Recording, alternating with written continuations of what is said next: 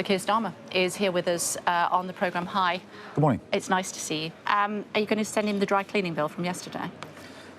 In all seriousness, it could have been a lot worse. It could have been a lot worse. And many people have asked me, well, what was going through your mind? And I can tell you what was going through my mind, and I think you can probably see it on my face, was we have worked for 4 years to get the Labour Party to a position where I could speak not just to the room, there were 2,000 or so people in the room, but to the country. And I was not going to let that idiot deflect me. And that's why I took my jacket off, rolled up my sleeves, notwithstanding the bits of glitter still in my hair and I think on my shoulder, and delivered the speech about national renewal versus continuing decline. And so I was absolutely not going to be put off delivering a very important speech for me and for our party, particularly at this time where we're going into election year next year. Decade of rebuilding, where's the money coming from?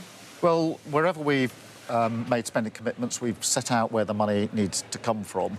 But what I was trying to do yesterday was create an emotional connection with the future and to give people the sense that things can renew, that wounds can heal, that what's broken can be repaired. And many people have said to me in the last year or so, OK, Keir, we've got the reassurance bit. We know that there's going to be fiscal discipline. We know there's going to be stability. But can you build the hope on top of that? Can you reach into, I suppose, the soul of the British people and understand their hope and aspiration? So when do we get meat on the bones? Well, there's a lot of policy detail being put out in this conference. We've obviously got our 5 missions where we've set out, that absolute aim to ensure that we can push our economy forward and get it growing. Rebuild the NHS and make it fit for the future, rush towards clean power with Great British Energy, smash the class ceiling when it comes to education so we've got proper opportunities for everyone, and create a safe environment, take back control of our streets. And the only government, I think, that's ever made this commitment, which is hugely important to me, which is to halve violence against women and girls. I did work on this when I was Director of Public Prosecutions. I know how hard that is, but we will be laser focused on these changes that are needed within our country. Limited time because some of my other colleagues have kept you a little longer than we were expecting. Talk to me about the kibbutz at Kfar Aza and your reaction to what we're hearing overnight about the absolute butchery that's been going on there. It is almost unimaginable. It is shocking. It is appalling. Cold-blooded murder of men, women and children. It is terrorism. Responsibility is with Hamas, and Israel has every right to defend herself. And I think it's very important that responsible states in the Middle East are absolutely clear about responsibility and absolutely clear in calling this out. We stand with Israel. Proportionality by Israel?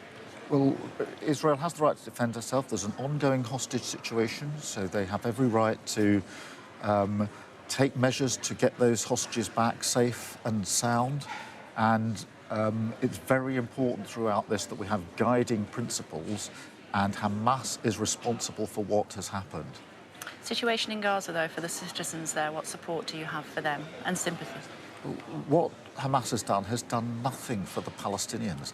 Nothing now, nothing in the future. The hope that we all have of a peace agreement for a 2-state solution has been deliberately set back by Hamas, undermining those prospects of actually moving forward. But opposition leader, what about those that are literally living under siege at the moment in Gaza? No water, no electricity, no power. A word for them?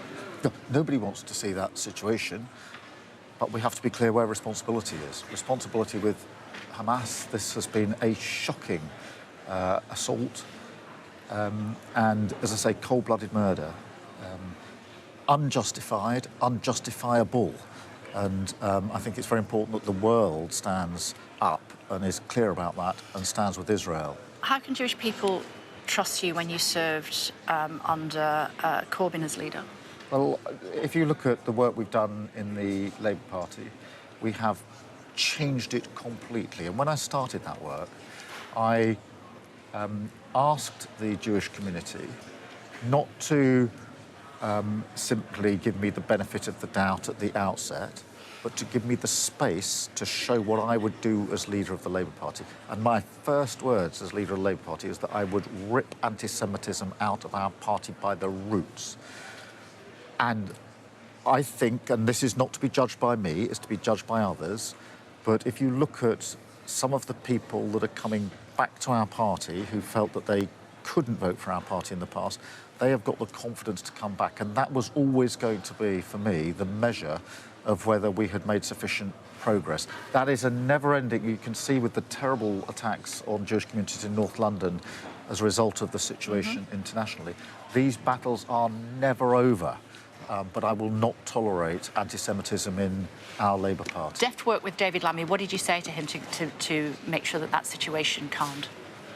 Oh, I mean, David is very adept and professional in his dealings. I didn't need to talk to David about that. I trust his judgment. OK. Just let me talk to you very quickly, if I may, about whether you're ever invited to Downing Street and what relationship you have with the leader, with the Prime Minister at the moment. When the Prime Minister became Prime Minister, he made a point of phoning me that evening. And I respect that. And we had a conversation. Obviously, we agreed that we would robustly challenge each other, but we were very clear, and I was very clear to him, when it comes to questions of terrorism and national security, we will stand together. So that's why on Ukraine, we have stood as one, same in relation to Israel. And, of course, I oppose the Prime Minister.